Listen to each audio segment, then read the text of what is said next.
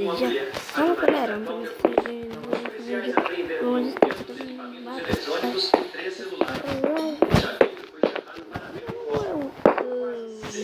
Operação policial. O presidente da Câmara recebeu alguns aliados. A Polícia Federal cumpriu ainda mandamentos da diretoria-geral da Câmara.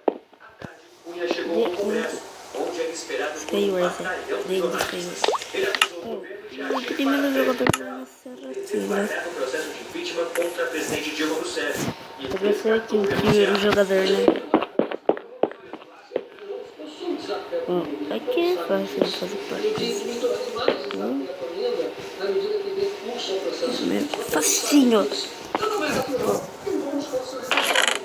Vai ter Diamond. Vai ter primeiro. Lá dentro, eles se reuniu com deputados líderes de partidos para discutir a pauta de votações do dia. Segundo deputados que participaram da conversa, o assunto Operação da Polícia Federal não foi abordado. É algo que tem que ser encarado pelo processo democrático positivamente, pelo aspecto de que é mais um passo do combate à corrupção nos queremos. Executiva Nacional do PMDB. O objetivo é decidir pela saída do partido do governo. Cunha responde a inquéritos do Supremo Tribunal Federal na Lava Jato.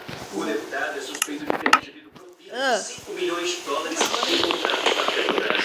O Ministério Público da Suíça confirmou a existência de contas bancárias de Cunha, da mulher dele e de uma das filhas do país. O presidente da Câmara negou os depósitos no exterior. O nome da operação é uma referência a discursos feitos por Cícero, político da época do Império Romano. O consul Marco Antônio Cícero viveu há mais de 100 anos. No ano 63 a.C., ele fez uma série de 4 discursos contra uma tentativa de golpe militar Lúcio Catilina para